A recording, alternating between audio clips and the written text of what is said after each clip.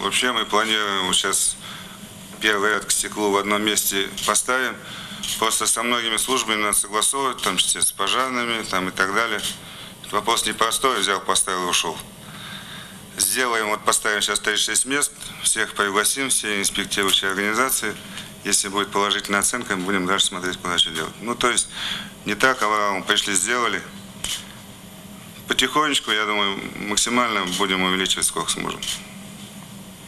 А насчет строительства арены, там 15-тысячника, ну, когда команда выигрывает, трибуны битком забиты, когда команда чуть споткнулась, вы, наверное, сами замечаете, на трибунах проплешины появляются.